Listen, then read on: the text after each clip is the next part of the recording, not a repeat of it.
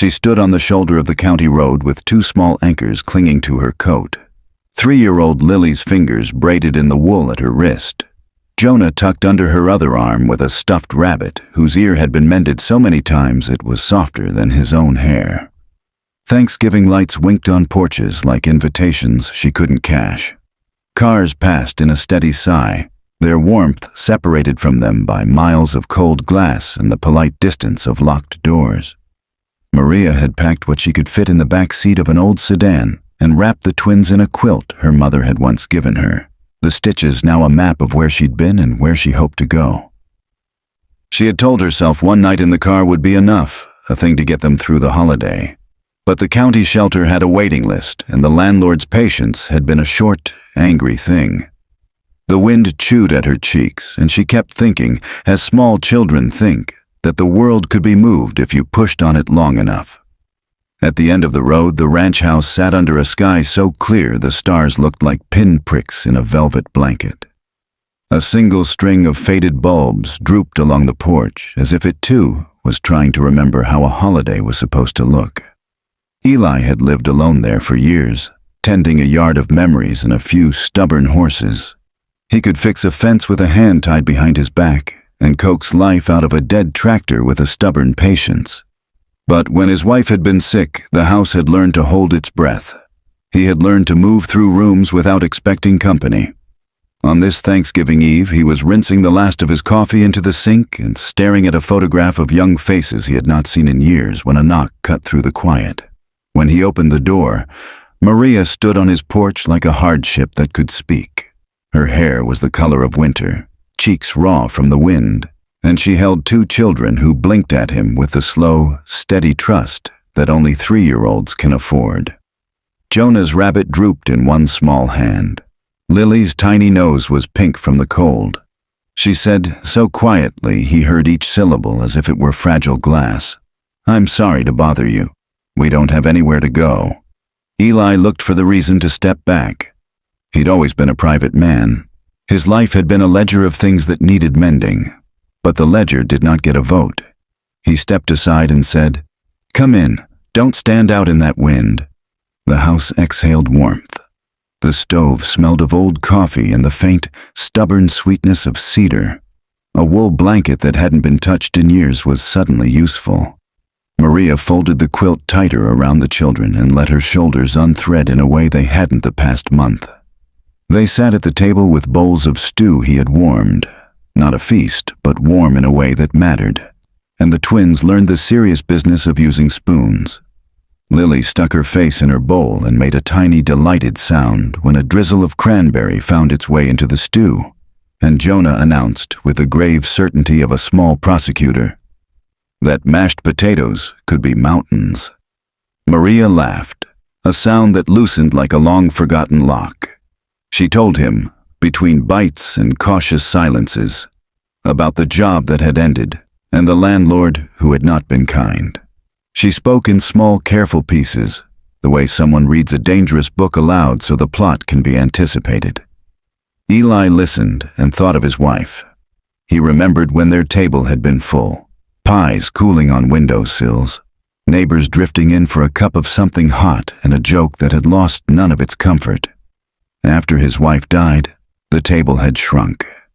He had learned alone the shape of grief, and how people drift away not because they wish to, but because life's obligations press different ways on different shoulders. When Jonah's eyes grew heavy and Lily's head lolled against Maria's shoulder, he offered up a spare room he hadn't opened in years. Maria blinked, surprised, then bent to tuck the children into a bed that smelled like soap and something older than loneliness. She lay there beside them, listening to the kind of silence that keeps night watch. For the first time in weeks, she did not count the hours like debts. Neighbor footsteps brought more than steps. Mrs. Garcia came with a casserole covered in foil. That same generous, inevitable woman who always knew when a pot of something warm could change the shape of a night. Someone else left pies on the table, and a teenage boy from down the lane pushed in with a paper bag of oranges he swore he'd stolen from his mother's pantry, and therefore could not be trusted. Laughter spread like a towel over everything. strangers found a rhythm of sharing, trading small stories and older jokes. Eli's living room filled with voices and the sound of cutlery like an old clock finding its tick again. Maria let herself be helped in ways she had been taught not to ask for. A woman from the church tied the back of her hair into a quick braid and told her she'd know someone at the diner who'd hire in the mornings. Eli gave her a scrap of paper with a phone number scribbled on it, and a little folded bill she refused to accept at first because pride is a heavy thing. He said simply, "Take it. Call me if you need anything." It was not charity as spectacle, but as a practical thing, a thread to begin mending a life. The twins learned how to make a holiday out of what was there. A buttered roll was a crown, an orange was a prize. Jonah made a sticky game of pushing a cranberry between his fingers until it burst in a small, triumphant splatter. Lily, fascinated by the porch lights, decided that they were like stars close enough to touch. People laughed when she pointed them out, and Eli found himself laughing, the sound surprising him with how real it felt. When dawn arrived and the sky through the kitchen window was a pale, hopeful blue, Maria packed the car with what she had brought and with new things. Recipes written down on napkins, phone numbers, a small casserole dish tucked into the trunk. She looped the quilt around the twins and, before she climbed in, placed a hand on Eli's arm. "Thank you," she said, and the phrase held all the weight of winters and promises. Eli watched them go and felt something in his chest that was not emptiness but a room opening. He returned to the table and picked up the photograph of his wife. He set the picture down and placed 2 small fingerprints on the frame, smudges of life where there had been only memory. That simple, clumsy act felt like a small repair. Life did not suddenly fix itself for Maria. The job at the diner was not a miracle. The landlord's firm voice did not soften overnight. But the list of things to do acquired names beside them. She could call the woman from the church. She could call Eli. She had somewhere to bring the twins if the night got too cold. The ranch house, which had been a mausoleum of quiet, had become a place that held people again.